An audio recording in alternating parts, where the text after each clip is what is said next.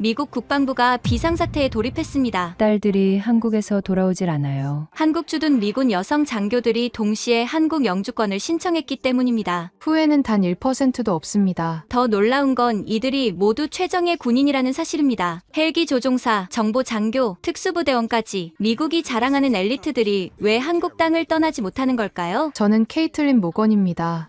31살의 미 육군 블랙호크 헬기 조종사였죠. 아니, 지금도 조종사입니다. 다만 더 이상 하늘을 날지 않을 뿐이죠. 그날도 평범한 목요일 아침이었습니다. 평택 캠프 험프리스의 새벽 5시. 비행 전 브리핑을 마치고 경납고로 향했죠. 모건 대위, 오늘도 완벽한 비행 기대하겠습니다. 상사의 인사에 자신있게 격려했습니다. 1500시간 무사고 비행. 그게 제 자랑이었으니까요.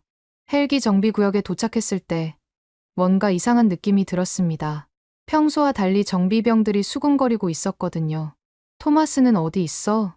아직 안 왔는데요. 어젯밤에 좀. 정비팀장 토마스 상병. 이라크 파병 세회의 베테랑이지만 최근 이상한 행동을 보이고 있었죠. PTSD 때문이라는 소문이 돌았지만 군대는 그런 것에 관대하지 않았습니다. 일단 다른 정비병이랑 점검 시작해. 30분 후 토마스가 나타났습니다. 충혈된 눈, 떨리는 손. 뭔가 정상이 아니었어요. 토마스, 괜찮아? 네, 대위님. 그냥 어제 잠을 못 자서.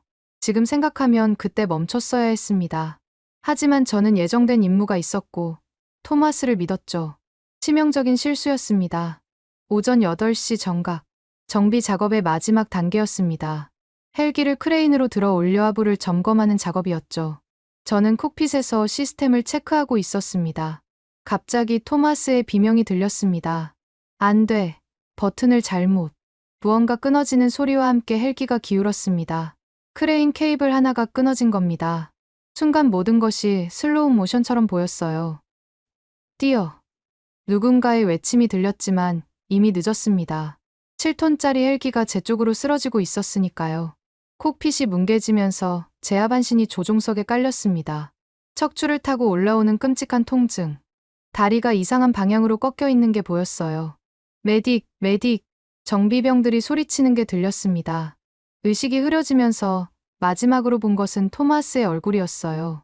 공포에 질린 그의 눈에서 뭔가 이상한 게 보였습니다.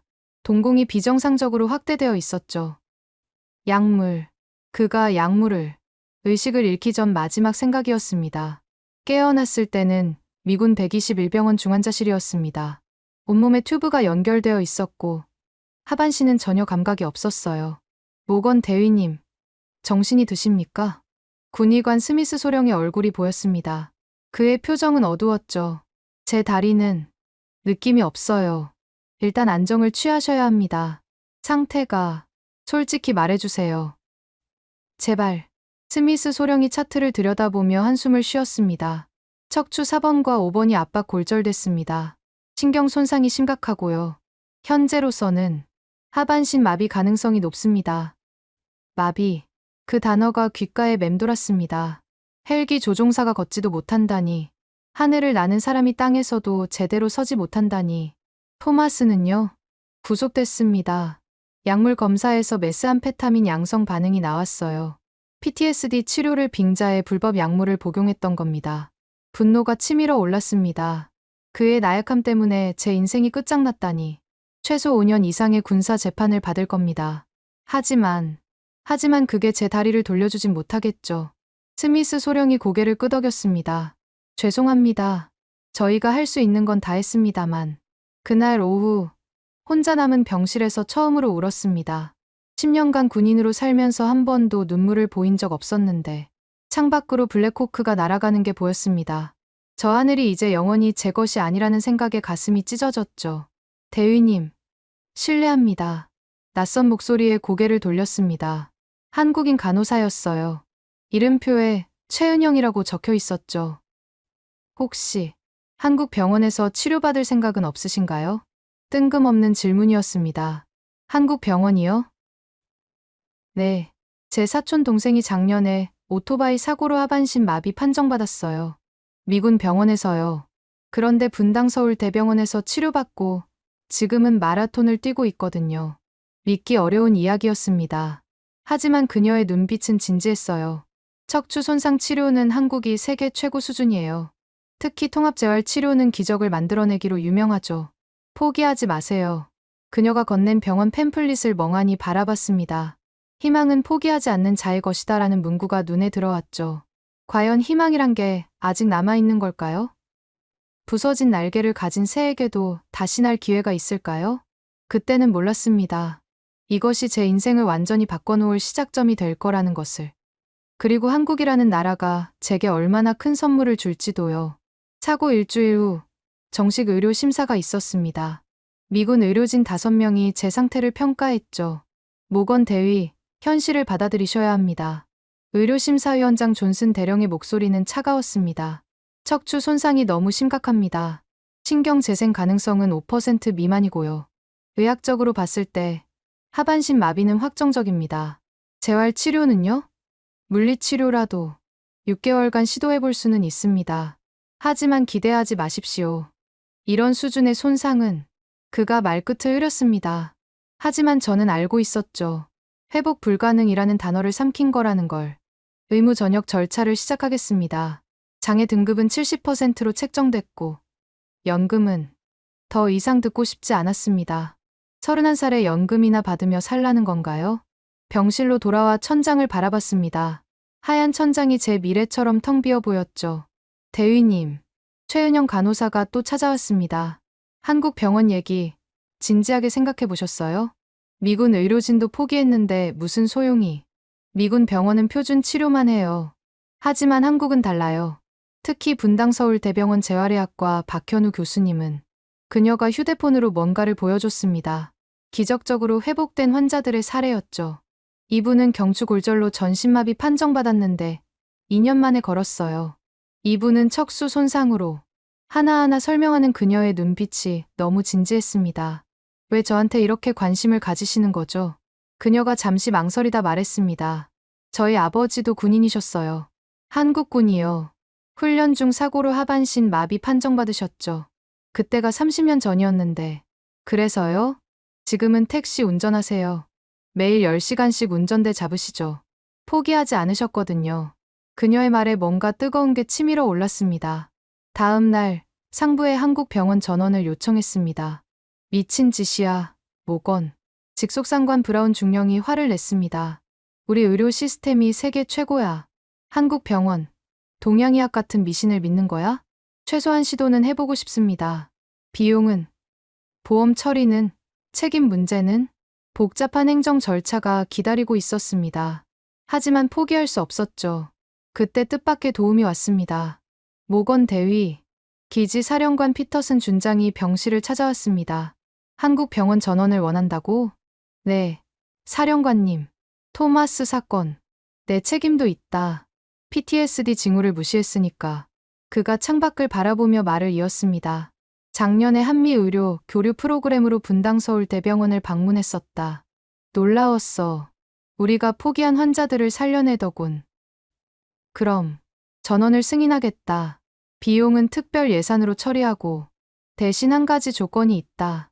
말씀하십시오. 회복되면 한미의료협력의 가교 역할을 해줘. 우리 부상병들을 위해서. 희망이 보이기 시작했습니다. 전원 결정 후 토마스의 편지가 왔습니다. 모건 대위님, 죄송합니다. 변명하지 않겠습니다. 제가 나약했습니다. PTSD를 핑계로 약물에 의존했고 그 대가를 대위님이 치르게 됐습니다. 용서는 바라지 않습니다. 다만 꼭 다시 일어서시길 기도합니다. 그래야 제 죄책감도 조금은. 편지를 구겨버렸습니다.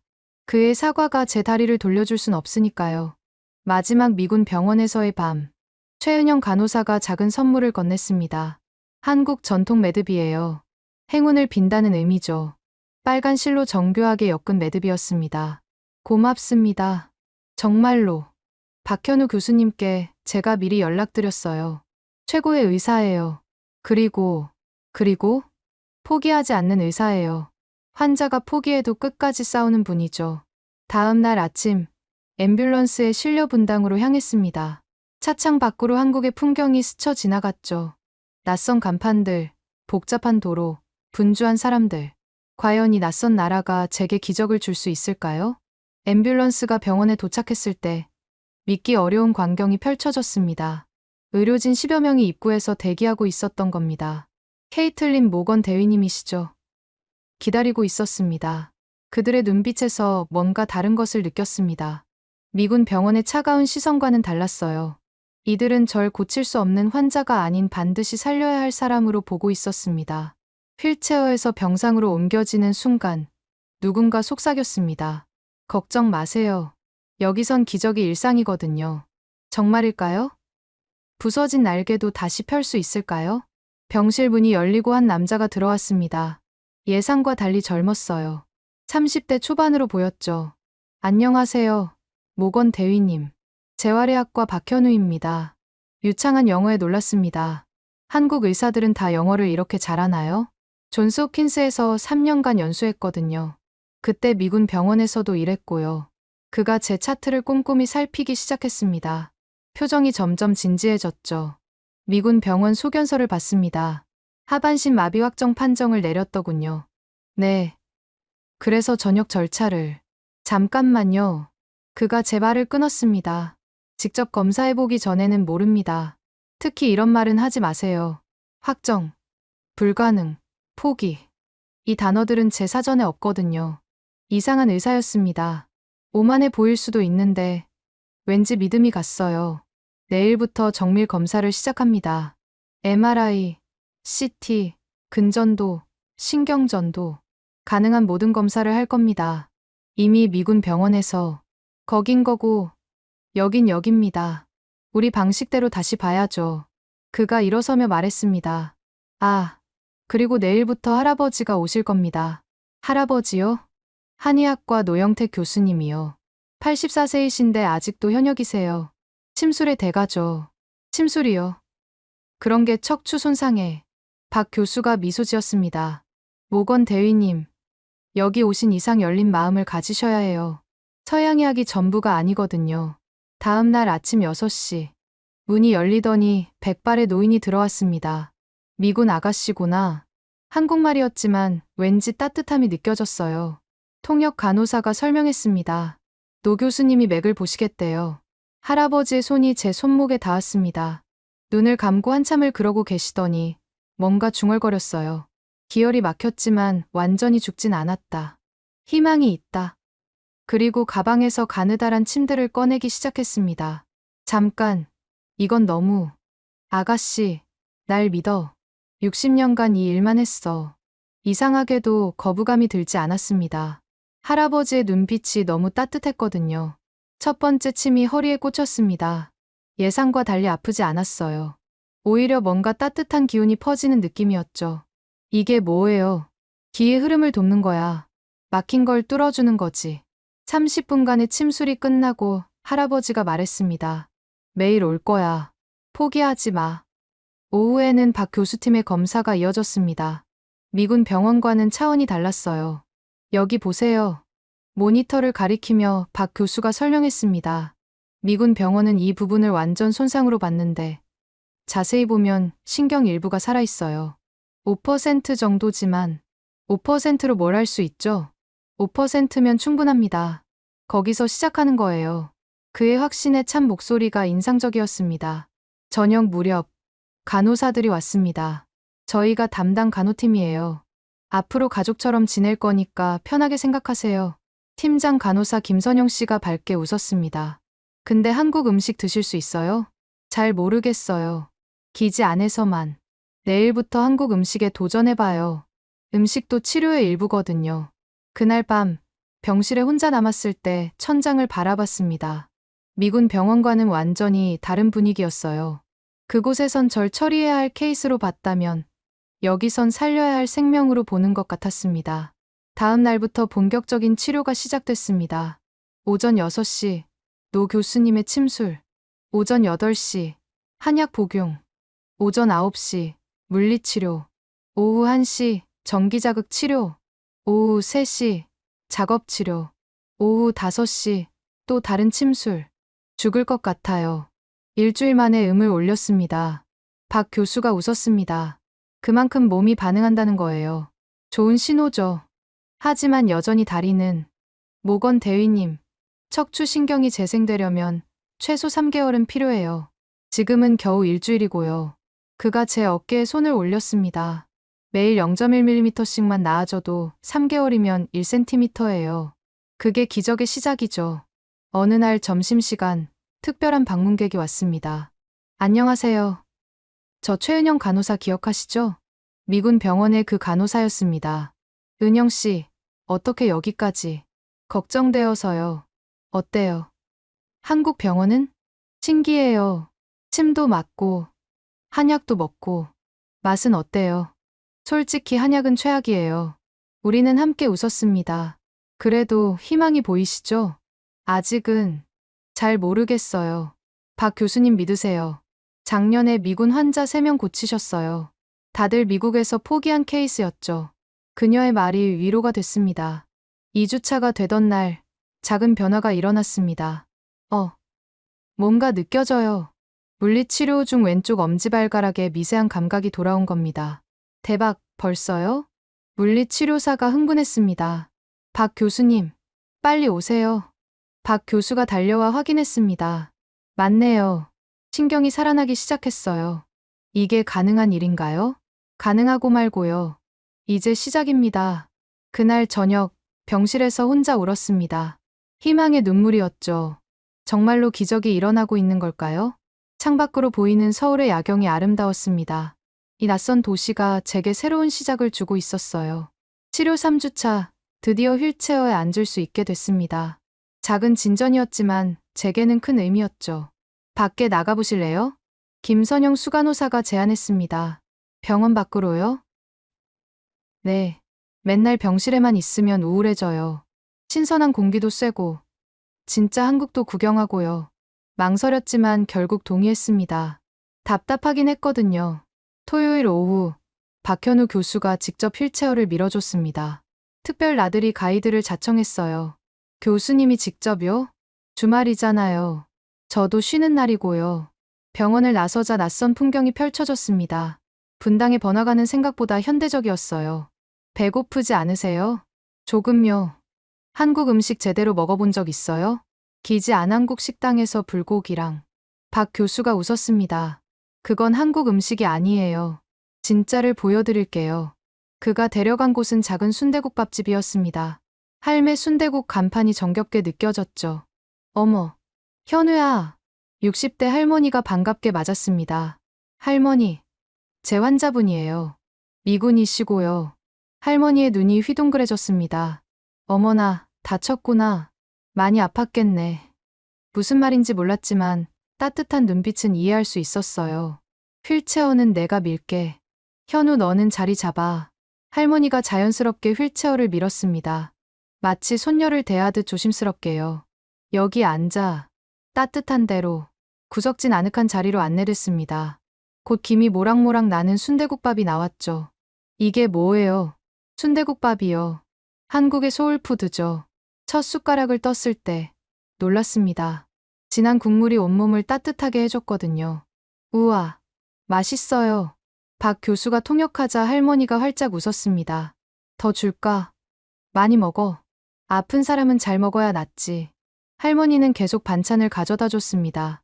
김치, 깍두기, 무생채. 할머니, 너무 많아요. 뭐가 많아? 우리 현우가 데려온 환자인데. 식사를 하며 박 교수가 말했습니다. 할머니 아들이 교통사고로 재환자였어요. 하반신 마비였죠. 지금은요? 택배 기사하세요. 하루 종일 뛰어다니시죠. 믿기지 않는 이야기였습니다. 식사가 끝날 무렵 할머니가 뭔가를 가져왔습니다. 이거 가져가. 내가 담근 김치야. 아니에요. 괜찮아요. 하지만 할머니는 들은 척도 안 했습니다. 병원 음식만 먹으면 힘 못 써. 이거 먹고 힘내. 박 교수가 설명했습니다. 한국에서는 이게 정이에요. 거절하면 오히려 서운해하세요. 순대국밥집을 나오며 눈물이 났습니다. 처음 보는 외국인에게 이런 친절을 베푸는 게 신기했거든요. 다음은 시장 구경 어때요? 박 교수가 데려간 곳은 서현역 근처 재래시장이었습니다. 미군 아가씨네. 과일 가게 아저씨가 먼저 알아봤습니다. 다쳤구나. 병원에서 치료받고 있어? 박 교수가 통역하자 아저씨가 사과를 깎기 시작했습니다. 이거 먹어. 우리 사과 달아. 돈을. 무슨 돈? 아픈 사람한테 돈 받으면 벌 받아. 떡볶이 가게, 야채 가게, 생선 가게. 지나가는 곳마다 뭔가를 쥐어줬습니다. 한국 사람들은 다 이래요. 정이 많죠. 특히 어려운 사람을 보면 그냥 못 지나쳐요. 시장 한 바퀴를 도는 동안 받은 것들로 휠체어가 가득 찼습니다. 이거 다 어떻게 해요? 병원 직원들이랑 나눠 먹죠. 그것도 한국 문화예요. 돌아오는 길, 석양이 아름다웠습니다. 교수님, 왜 이렇게 친절하세요? 뭐가요? 주말에 환자랑 시간 보내는 의사는 처음이에요. 박 교수가 잠시 생각하더니 말했습니다. 의사이기 전에 사람이니까요. 모건 대위가 타국에서 혼자 아픈 게 안쓰러웠어요. 그것뿐인가요? 우리 눈이 마주쳤습니다. 뭔가 묘한 분위기가 흘렀죠. 일단은 그렇다고 해둘게요. 병원에 돌아와서도 시장 사람들의 따뜻함이 잊히지 않았습니다. 다음 날 특별한 방문객들이 왔습니다. 미군 언니, 순대국밥집 할머니와 시장 상인들이었습니다. 우리가 문병 왔어. 과일, 반찬, 영양제, 병실이 선물로 가득 찼습니다. 너무 많아요. 정말 감사한데 할머니가 제 손을 잡았습니다. 미국 엄마가 얼마나 걱정하겠어. 우리가 대신 엄마 해줄게. 말은 알아듣지 못했지만 마음은 전해졌습니다. 그날 오후 박 교수가 왔습니다. 시장 분들이 다녀가셨네요. 네, 너무 감사해서. 이게 정말 일반적인가요? 한국에서는 그래요. 남이 아니라 이웃이거든요. 미국에서는 상상도 못할 일이에요. 그게 문화 차이죠. 근데 눈이 부었네요. 울었어요? 아니에요. 그냥 울어도 돼요. 저도 처음 미국 갔을 때 많이 울었어요. 너무 차가워서. 그의 위로에 또 눈물이 났습니다. 일주일 후 작은 기적이 또 일어났습니다. 발목이 움직여요. 물리치료 중 왼쪽 발목이 살짝 움직인 겁니다. 진짜네요. 대박. 치료실 전체가 축제 분위기가 됐습니다. 이 속도면 정말 걸을 수 있을 것 같아요. 박 교수의 말에 희망이 솟구쳤습니다. 그날 저녁 병실에서 일기를 썼습니다. 오늘도 발목이 조금 더 움직였다. 한국에 온 지 한 달. 이상한 나라다. 의사는 친구 같고 할머니들은 엄마 같다. 처음 보는 사람들이 가족처럼 대해준다. 미군 병원에서는 나를 숫자로 봤다. 케이스 번호 1847. 하지만 여기서는 나를 케이틀린이라고 부른다. 사람으로 본다.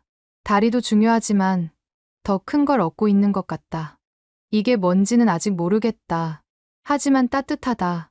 너무나 따뜻하다. 창밖으로 한국의 밤이 깊어가고 있었습니다. 내일은 또 어떤 기적이 기다리고 있을까요? 치료 8주차. 운명의 날이 밝았습니다. 오늘은 특별한 시도를 해볼 거예요. 박현우 교수가 새로운 장비 앞에서 설명했습니다. 로봇 보행 재활 장비예요. 다리에 착용하면 걷는 동작을 도와줍니다. 두렵기도 하고 설레기도 했습니다. 제가 정말 설 수 있을까요? 이미 발목까지 움직이잖아요. 충분히 가능합니다. 치료사들이 조심스럽게 장비를 착용시켰습니다. 로봇 다리가 제 다리를 지탱해줬죠.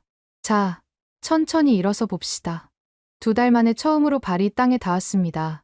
비록 로봇의 도움이었지만 서 있다는 사실만으로도 가슴이 벅찼어요. 어떠세요? 믿기지 않아요. 제가 서 있어요. 이제 한 발 앞으로 내딛어 보세요. 로봇이 움직이기 시작했습니다. 제 다리도 따라 움직였죠. 한 걸음, 2걸음. 오 마이 갓. 걷고 있어요.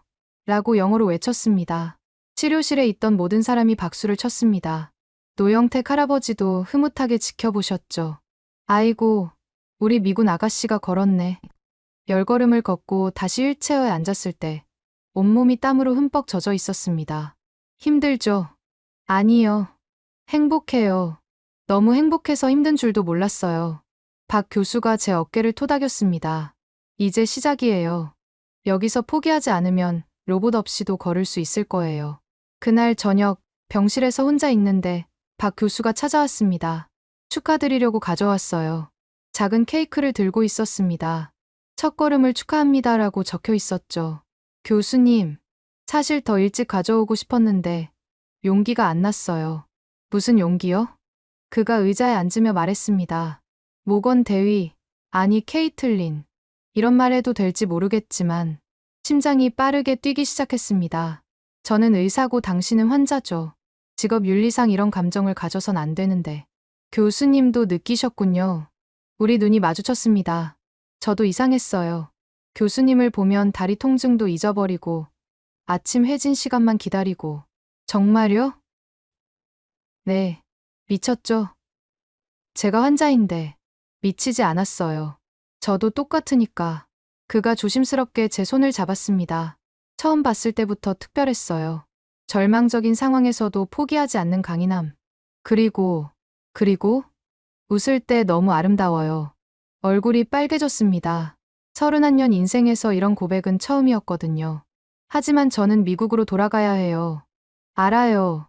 그래도 지금 이 순간은 진짜잖아요. 그의 말이 맞았습니다. 미래는 불확실했지만 지금 이 감정만은 확실했으니까요. 저도 교수님이 좋아요. 의사로서가 아니라 한 남자로서요. 박 교수가 환하게 웃었습니다. 그럼 앞으로 근무 시간 외에는 현우라고 불러주세요. 현우 씨. 네. 케이틀린. 그날 밤 우리는 케이크를 나눠 먹으며 많은 이야기를 했습니다.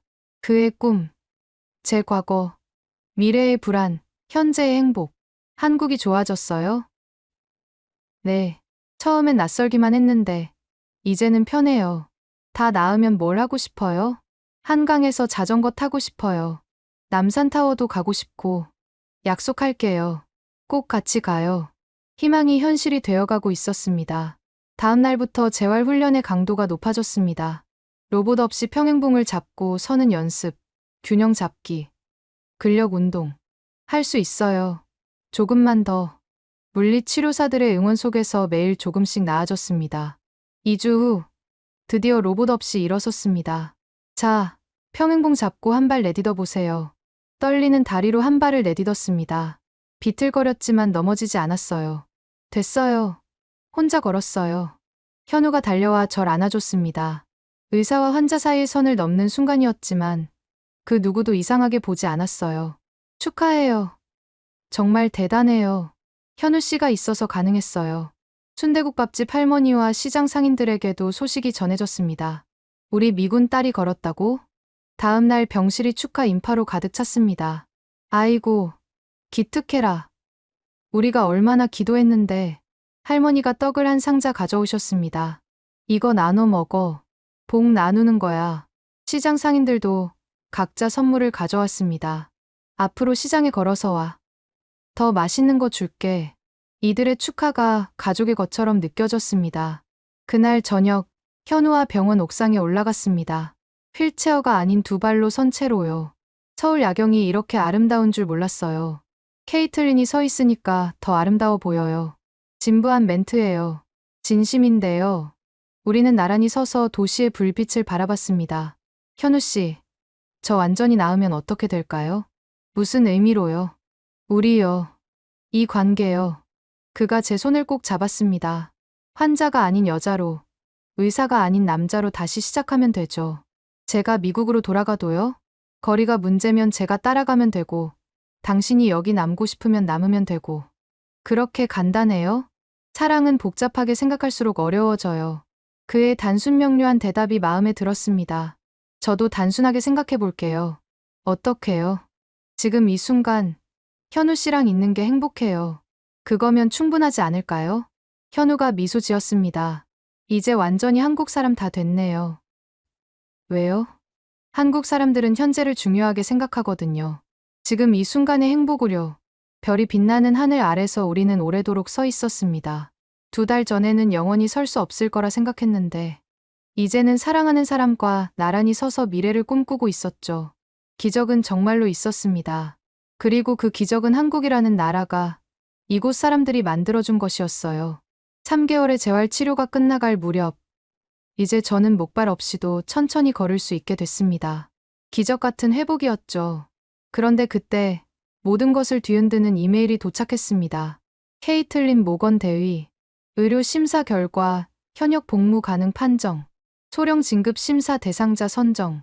워싱턴 DC 국방부 전략기획실 발령. 2주 내 복귀 요망. 손이 떨렸습니다.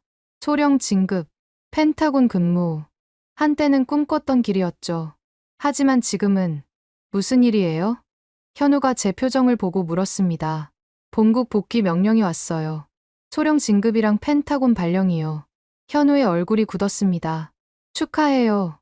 아니, 축하해야 하는 거죠. 모르겠어요. 기쁘지가 않아요. 그날 저녁 순대국 밥집에 갔습니다.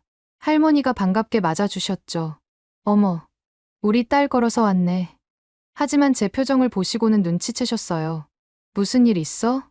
현우가 설명하자 할머니의 얼굴이 어두워졌습니다. 미국으로 가야 한다고? 언제? 2주 안에요. 안 돼. 이제 막 나았는데. 이제 막 우리 식구 됐는데. 할머니의 반응에 눈물이 났습니다. 소식은 금세 퍼졌습니다. 시장 상인들이 하나둘 모여들었죠. 정말이야? 우리 미군 딸이 간다고? 펜타곤이 뭐야? 밥 잘 주는 데야? 소령 되면 돈 많이 받아? 그럼 여기서 소령하면 안 돼. 순수한 그들의 걱정에 웃음이 나면서도 슬펐습니다. 과일 가게 아저씨가 진지하게 물었습니다. 꼭 가야 해? 여기 남으면 안 돼. 군인이라서. 명령을 따라야 해요. 그럼 군인 그만두면 되잖아. 단순 명쾌한 해답이었습니다. 하지만 10년간 쌓아온 경력을 버린다는 게 쉬운 일일까요? 병원으로 돌아오는 길, 현우가 말했습니다. 제가 미국으로 가면 어때요? 뭐라고요? 미국 병원에서도 일할 수 있어요. 전에 스카우트 제의도 있었고. 현우 씨 인생을 버리라고요? 버리는 게 아니라 선택하는 거죠.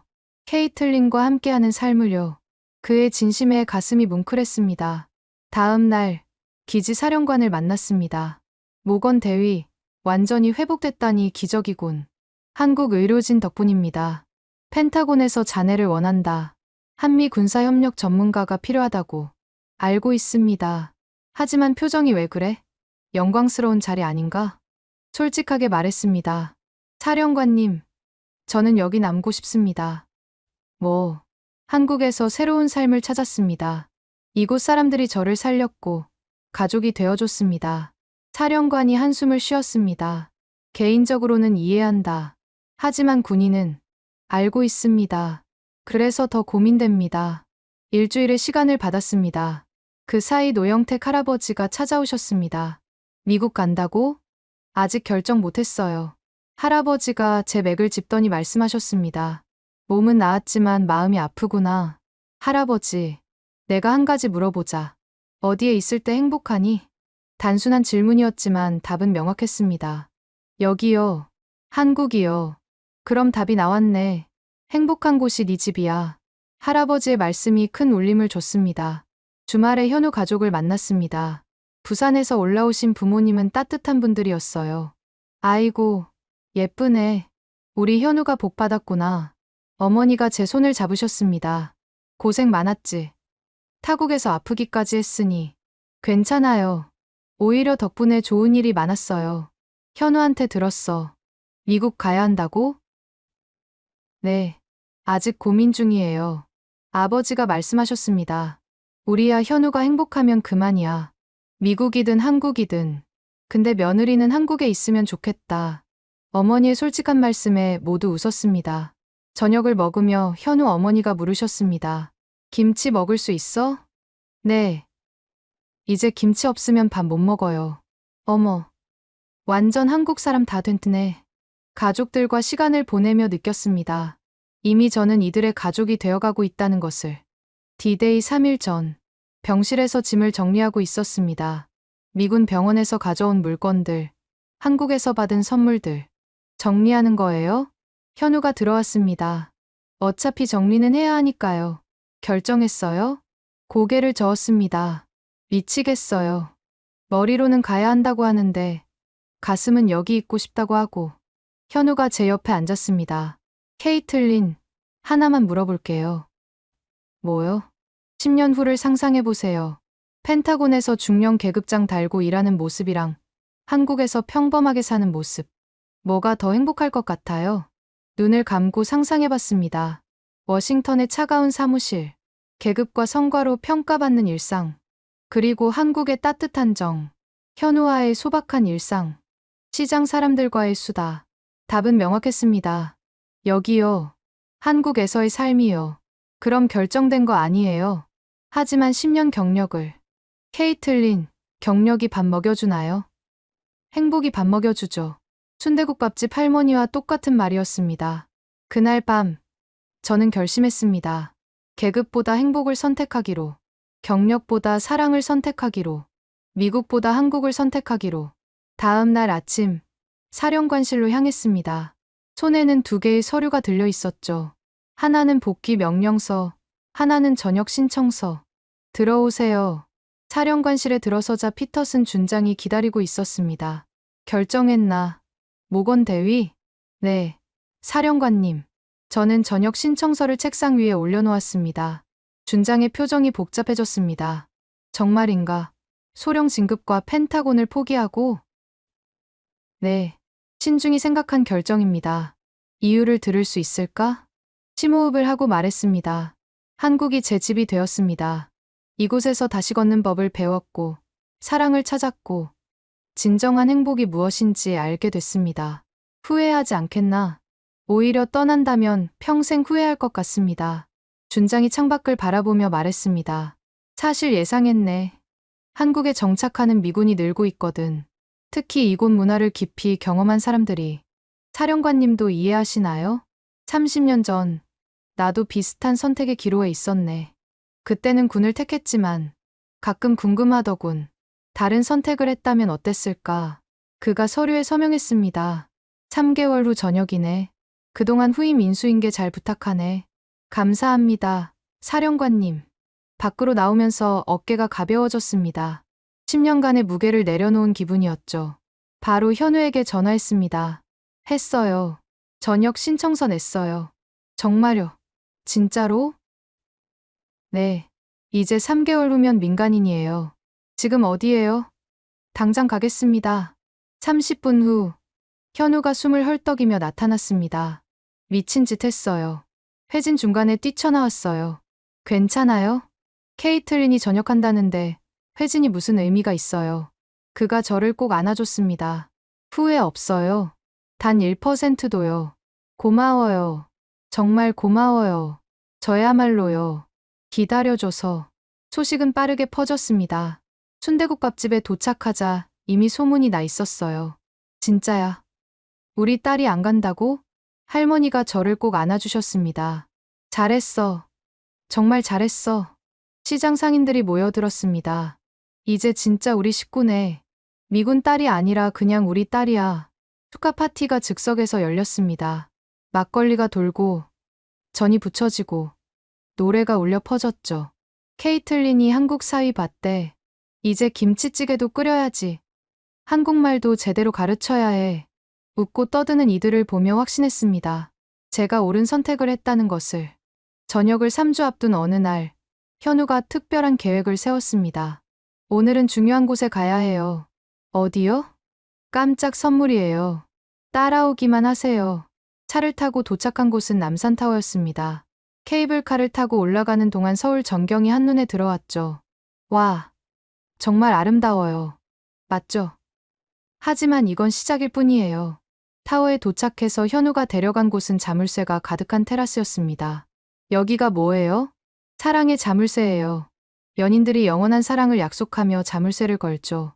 수많은 자물쇠들이 햇빛에 반짝이고 있었습니다. 우리도 걸까요? 현우가 준비한 자물쇠를 꺼냈습니다. 하트 모양의 분홍색 자물쇠였죠. 언제 준비했어요?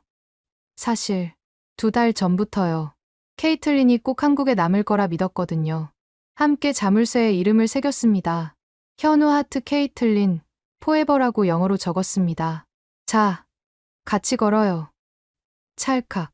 자물쇠가 채워지는 순간 뭔가 완성된 기분이었습니다. 열쇠는 어떻게 해요? 던져야죠. 영원히 열리지 않게. 우리는 동시에 열쇠를 던졌습니다. 그런데 그때 현우가 갑자기 무릎을 꿇었습니다.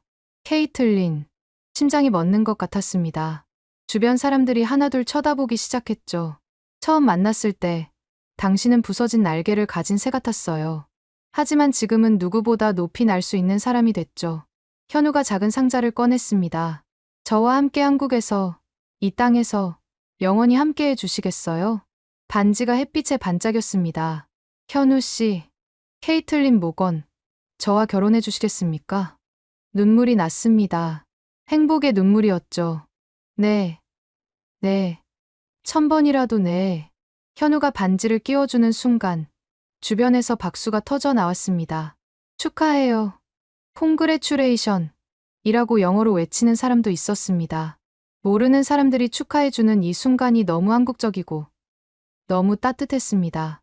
그날 저녁, 양가 부모님께 영상통화로 소식을 전했습니다. 엄마, 아빠, 저 결혼해요.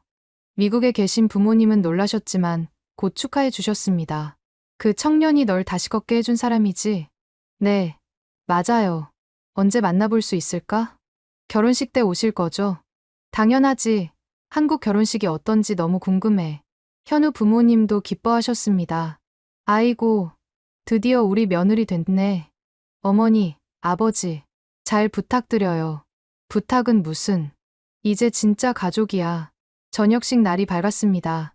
10년간 입었던 군복을 마지막으로 다림질했습니다. 케이틀린 모건 대위, 영예 저녁을 명합니다. 간단한 세레모니였지만 의미는 컸죠. 군복을 벗고 민간인 옷으로 갈아입었을 때 새로운 인생이 시작되는 기분이었습니다. 기지를 나서는 순간 현우가 기다리고 있었습니다. 수고했어요, 케이틀린. 이제 뭐라고 불러야 해요? 더 이상 대위가 아닌데 그냥 케이틀린이요. 내 사랑하는 케이틀린. 순대국밥집에서 사사야간 저녁 파티가 열렸습니다. 우리 딸 이제 진짜 민간인이네. 할머니가 준비한 음식들이 한상 가득했습니다. 시장 상인들도 모두 모였죠. 이제 매일 볼 수 있겠네. 한국말도 제대로 가르쳐줘야지. 김치 담그는 법도 과일 가게 아저씨가 선물을 주셨습니다. 저녁 기념이야. 이제 진짜 우리 동네 사람이니까. 작은 액자였습니다. 시장 사람들과 함께 찍은 사진이 들어있었죠. 언제 이런 걸 몰래 준비했지. 감동이지? 눈물이 또 났습니다. 왜 자꾸 울어요? 오늘은 축하하는 날인데. 행복해서요. 너무 행복해서 눈물이 나요. 그날 밤 한강다리를 건너며 현우가 물었습니다. 후회 없어요? 왜 자꾸 물어요? 소령, 펜타곤, 연봉. 포기한 게 많잖아요. 얻은 게 더 많아요. 뭘 얻었는데요? 사랑, 가족, 행복. 그리고 집이요. 진짜 제 집을 찾았어요. 현우가 제 손을 꼭 잡았습니다. 이제 뭐 할 거예요? 아직 구체적인 계획은 없지만 한미 문화 교류와 관련된 일을 하고 싶어요. 좋은 생각이에요. 케이틀린만큼 두 문화를 잘 아는 사람도 없으니까. 그리고 한국어도 제대로 배워야죠. 이제 진짜 한국 사람이 될 거니까. 벌써 반은 한국 사람이에요. 반만요? 김치찌개 끓이면 완성. 우리는 웃으며 집으로 향했습니다. 결혼 준비가 시작됐습니다. 한국 전통 혼례는 어때요? 현우 어머니의 제안이었습니다. 전통 혼례요? 한복 입고, 전통 예식하고, 너무 예쁠 것 같은데. 솔직히 망설여졌습니다. 서양식 웨딩드레스를 꿈꿔왔거든요.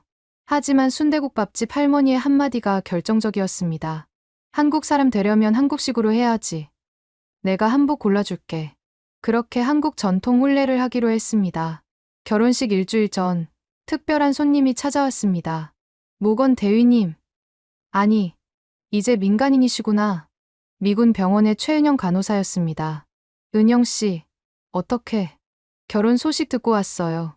제가 처음 한국 병원 가라고 권했잖아요. 맞아요. 은영 씨 덕분에 이 모든 게 시작됐어요.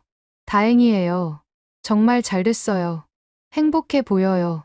네. 정말 행복해요. 꿈만 같아요. 은영 씨가 작은 선물을 건넸습니다. 결혼 선물이에요. 별거 아니지만 한국 전통 놀이개였습니다. 한복에 다는 거예요. 행운을 가져다 준대요. 고마워요. 정말로. 모든 게 준비되어 가고 있었습니다. 한국에서의 새로운 삶이 곧 시작될 터였죠. 따뜻한 봄날의 토요일, 서울 한옥마을의 전통 예식장에서 우리의 결혼식이 열렸습니다. 신부 입장. 붉은 치마 저고리에 족두리를 쓰고 입장하는 순간 하객들의 탄성이 들렸습니다. 어머, 한복이 저렇게 잘 어울려. 외국인 맞아? 완전 한국 사람 같은데. 미국에서 온 부모님도 한복을 입으셨습니다. 아빠가 속삭였죠. 네가 정말 행복해 보여서 다행이다. 고마워요, 아빠. 전통 혼례 절차는 복잡했지만 의미 있었습니다. 신랑 신부가 서로에게 절하고 부모님께 절하고 이제 두 사람은 부부가 되었습니다. 하객들의 축하 속에서 우리는 진짜 가족이 됐습니다. 피로연은 그야말로 동네 잔치였습니다. 순대국밥집 할머니가 사회를 보셨죠. 자, 우리 동네 딸 케이틀린이가 시집을 갔습니다. 시장 상인들, 병원 직원들, 미군 동료들까지 정말 많은 사람들이 축하해 줬습니다. 케이틀린, 한국 며느리 됐네. 이제 김치찌개 끓이는 법 가르쳐 줄게. 애기 낳으면 우리가 다 봐줄 테니까 걱정 마. 미군 동료들도 신기해했습니다. 모건, 아니 케이틀린, 정말 한국에 정착하는구나. 어떻게 이런 결정을 했어? 대단해. 후회 안 해? 전혀요. 오히려 더 일찍 결정하지 못한 게 후회돼요. 신혼여행은 제주도로 갔습니다. 와, 한국에 이런 곳이 있었어요? 제주도는 한국의 하와이죠. 한라산을 오르며 현우가 말했습니다. 1년 전만 해도 상상 못했죠. 우리가 부부가 될 거라고. 맞아요. 그때는 다시는 걷지 못할 거라고 생각했는데 인생은 정말 알 수 없는 것 같아요. 정상에 올라 탁 트인 전망을 바라봤습니다. 케이틀린, 앞으로 뭐 하고 싶어요? 구체적으로 생각해봤어요. 뭔데요? 미군 가족들을 위한 한국 정착 지원 센터를 만들고 싶어요. 오, 좋은 아이디어예요. 제가 겪은 어려움을 다른 사람들은 겪지 않았으면 좋겠어요. 그리고 한국의 좋은 점도 알려주고 싶고요. 제가 도울게요. 의료 지원도 필요할 테니까. 결혼 후 평택으로 이사했습니다. 미군 기지 근처의 작은 아파트였지만 우리에겐 궁전 같았죠. 우리 집이에요. 믿기지 않아요. 첫날 밤 베란다에서 평택의 야경을 바라봤습니다. 저기가 캠프 험프리스예요. 알아요. 매일 봤으니까. 이제는 밖에서 보네요. 후회 없어요. 현우 씨, 그만 물어요. 100번 물어도 대답은 똑같아요. 집들이에는 정말 많은 사람들이 왔습니다. 집이 아담하니 좋네. 살림 필요한 거 있으면 말해. 시장 상인들이 각자 선물을 가져왔습니다. 밥솥, 그릇, 김치냉장고까지. 김치냉장고는 필수야. 이제 김치 담그는 법 배워야지. 순대국밥집 할머니는 김치를 한 통 가져오셨습니다. 당분간은 이거 먹어. 다음 달에 김장 가르쳐 줄게. 감사해요, 할머니. 감사는 무슨. 이제 진짜 내 딸인데. 결혼 3개월 후 드디어 제 꿈을 실현할 기회가 왔습니다. 캠프 험프리스 내 한미 가족 지원 센터 설립이 승인된 거죠. 축하해요, 케이틀린. 피터슨 준장이 직접 축하해 줬습니다. 모건. 아니, 이제 박 케이틀린 씨가 적임자라고 생각했습니다. 감사합니다, 장군님. 한국 의료 시스템과의 연계, 문화 적응 프로그램, 가족 상담. 할 일이 많을 겁니다. 준비됐습니다. 센터 오픈 첫날, 예상보다 많은 사람들이 찾아왔습니다. 저도 한국 병원에서 치료받고 싶어요. 한국 문화에 대해 알고 싶어요. 아이 학교는 어디가 좋을까요? 정신없었지만 보람 있었습니다. 특히 부상당한 군인들을 한국 병원에 연결해주는 일이 가장 의미 있었죠. 정말 한국 병원이 좋나요? 제가 살아있는 증거예요. 믿고 가보세요. 6개월 후 센터는 큰 성공을 거뒀습니다. 한국 병원에서 치료받은 미군 환자 50명, 한국 문화 프로그램 참가자 200명, 한국에 정착하기로 한 미군 가족 15가구. 케이틀린, 당신이 만든 변화예요. 현우가 자랑스러워했습니다. 혼자 한 게 아니에요. 모든 분들이 도와주셨죠. 어느 날 특별한 전화가 왔습니다. KBS 다큐멘터리 팀입니다. 케이틀린 씨 이야기를 다루고 싶은데요. 저요? 왜요? 한국에 정착한 미군의 이야기를 찾고 있었는데 케이틀린 씨가 가장 특별하더라고요. 고민 끝에 출연을 결정했습니다. 더 많은 사람들에게 희망을 주고 싶었거든요. 촬영은 한 달간 진행됐습니다. 사고 현장, 병원, 시장, 그리고 현재의 일상까지. 가장 힘들었던 순간은 언제였나요? 하반신 마비 판정받았을 때요. 모든 게 끝났다고 생각했죠. 한국을 선택한 이유는 선택한 게 아니에요. 한국이 저를 선택해 준 거죠. 이곳 사람들이 저를 받아들여 줬어요. 방송 후 반응은 뜨거웠습니다. 너무 감동적이었어요. 한국인으로서 자부심을 느꼈습니다. 저도 국제 결혼했는데 용기를 얻었어요. 그리고 또 다른 변화가 시작됐습니다. 미군 병원과 한국 병원 간 공식 협력 프로그램, 한미 문화 교류 확대, 그리고 케이틀린, 중요한 얘기가 있어요. 어느 날 저녁, 현우가 진지한 표정으로 말했습니다. 뭔데요? 병원에서 한미 재활센터를 만들기로 했어요. 공동센터장을 제안받았는데, 대박, 받아야죠. 케이틀린도 함께 해줬으면 좋겠어요. 행정센터장으로. 꿈같은 제안이었습니다. 제 경험을 살려 두 나라를 잇는 일을 할 수 있다니. 네. 당연히 할게요. 그렇게 새로운 도전이 시작됐습니다. 그리고 며칠 후, 더 큰 선물이 찾아왔습니다. 현우 씨. 왜요? 무슨 일 있어요? 우리, 아기 가졌어요. 현우의 눈이 휘둥그레졌습니다. 정말. 진짜? 네. 병원에서 확인했어요. 현우가 저를 안고 빙글빙글 돌았습니다. 아빠가 된다. 내가 아빠가 된다. 그날 밤, 우리는 오래도록 미래를 이야기했습니다. 한국 이름도 짓고, 미국 이름도 지어야겠죠? 당연하죠. 우리 아이는 두 나라의 축복을 받고 태어날 테니까. 창밖으로 평택의 별이 빛나고 있었습니다.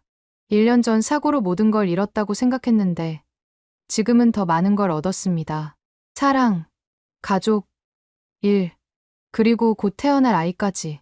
때로는 끝이라고 생각한 순간이 새로운 시작이 되기도 합니다. 저에게 한국은 그런 곳이었어요. 엄마, 엄마. 작은 발걸음 소리가 집 안에 울려 퍼집니다. 벌써 3살이 된 우리 딸, 하은이가 뛰어옵니다. 하은아, 천천히. 할머니가 김치 줬어. 순대국밥집 할머니네서 돌아온 아이 손엔 작은 김치통이 들려 있었죠. 우리 하은이가 김치를 그렇게 좋아해? 응. 김치 최고. 한국말과 영어를 섞어 쓰는 아이를 보며 웃음이 났습니다.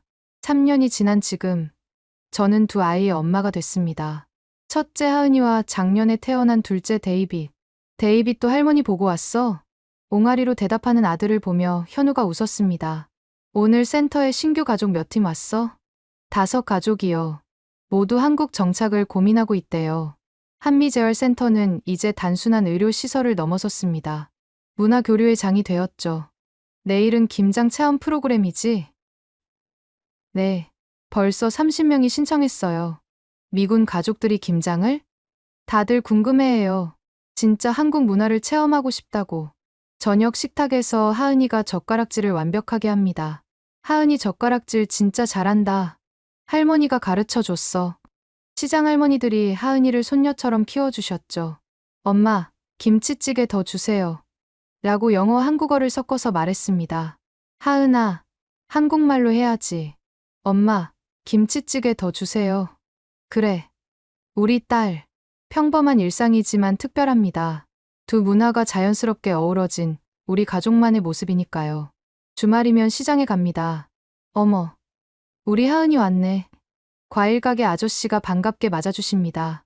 아저씨, 사과 주세요. 영어로도 해봐. 애플 플리즈. 라고 영어로 말했습니다. 아이고, 똑똑해라. 이제는 시장 상인들 모두가 간단한 영어를 합니다. 미군 가족들이 많이 오면서 자연스럽게 배우신 거죠. 케이틀린 덕분이야. 다리 역할 톡톡히 하네. 어느 날, 특별한 소식이 전해졌습니다. 한미 우호 공로상 수상자로 선정되셨습니다. 대통령상이었습니다. 믿기지 않아요. 당연한 거예요. 케이틀린이 한 일을 생각해보세요. 3년간 제가 도운 사람들. 한국 병원 치료, 연계 312명. 한국 정착 미군 가족 89가구. 문화 프로그램 참가자 2,000명 이상. 숫자로는 다 표현할 수 없는 변화들이었죠. 시상식 날, 많은 사람들이 축하해 줬습니다. 케이틀린 씨 덕분에 새 인생을 찾았어요. 한국이 이렇게 좋은 곳인지 몰랐어요. 우리도 여기 남기로 했어요. 무대에서 소감을 말했습니다. 저는 사고로 한국에 왔지만 사랑으로 남게 되었습니다. 한국은 저에게 다리를 돌려줬을 뿐 아니라 새로운 인생을 선물했습니다. 이제 저도 다른 사람들에게 그런 희망을 전하고 싶습니다. 박수가 쏟아졌습니다. 하지만 가장 큰 박수는 시장 할머니들에게서 나왔죠. 우리 딸이 대통령상을 받았어. 내가 키운 딸이야. 집으로 돌아오는 길, 하은이가 물었습니다. 엄마, 나도 엄마처럼 될 수 있어? 뭐처럼? 두 나라 도와주는 사람. 그럼, 하은이는 엄마보다 더 잘할 수 있어. 왜? 하은이는 태어날 때부터 두 나라의 사랑을 받았으니까. 현우가 덧붙였습니다. 하은이는 특별해. 한국 심장과 미국 영혼을 가졌으니까. 그럼 데이빗은? 데이빗은 반대야. 미국 심장과 한국 영혼. 우리 모두 웃었습니다. 밤이 되어 아이들을 재우고 난 후 베란다에 나갔습니다. 평택의 야경이 3년 전과는 다르게 보였어요. 낯선 도시가 아닌 내 도시. 임시 거처가 아닌 내 집. 무슨 생각해요? 현우가 차를 가져왔습니다. 3년 전 생각. 그때 미국으로 돌아갔다면 어땠을까? 상상하고 싶지 않네요. 맞아요. 이 모든 게 없었겠죠. 케이틀린. 응? 고마워요. 여기 남아줘서. 나야말로 고마워요. 포기하지 않고 기다려줘서. 별이 빛나는 하늘 아래서 우리는 조용히 차를 마셨습니다. 내일도 평범한 하루가 시작될 거예요. 센터에서 새로운 가족들을 만나고, 시장에서 장을 보고, 아이들과 놀아주고, 온 가족이 모여 저녁을 먹겠죠. 특별할 것 없는 일상. 하지만 그 일상이 특별한 이유는 이것이 제가 선택한 삶이기 때문입니다. 소령 계급장 대신 선택한 아이들의 웃음. 펜타곤 대신 선택한 시장 골목. 커리어 대신 선택한 가족. 후회는 없습니다. 아니, 매일 감사합니다. 그때 그 사고가 없었다면, 토마스의 실수가 없었다면, 최은영 간호사의 조언이 없었다면, 한국 병원의 기적이 없었다면, 현우를 만나지 못했다면, 지금의 이 행복은 없었겠죠. 때로는 인생의 가장 큰 불행이 가장 큰 축복의 시작이 됩니다. 저에게 한국은 그런 곳입니다. 부서진 날개를 치료해준 곳, 새로운 날개를 달아준 곳, 그리고 영원히 둥지를 틀 곳. 엄마, 하은이가 잠꼬대를 합니다. 아이 방에 가서 이불을 덮어주며 속삭였습니다.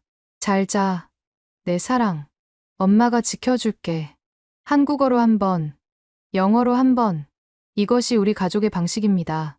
케이틀린의 이야기 어떠셨나요?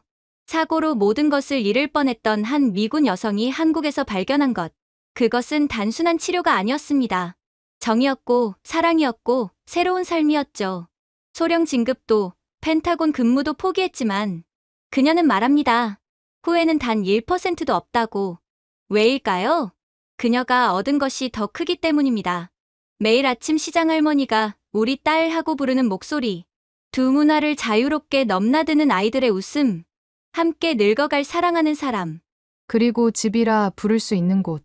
이런 감동적인 이야기가 더 많은 사람들에게 전해지길 원한다면 구독과 좋아요를 눌러주세요. 그리고 특별히 이 영상을 공유해주세요. 지금까지 케이틀린이 들려준 특별한 사연이었습니다. 지금까지 코리아 원더풀이었습니다. 감사합니다.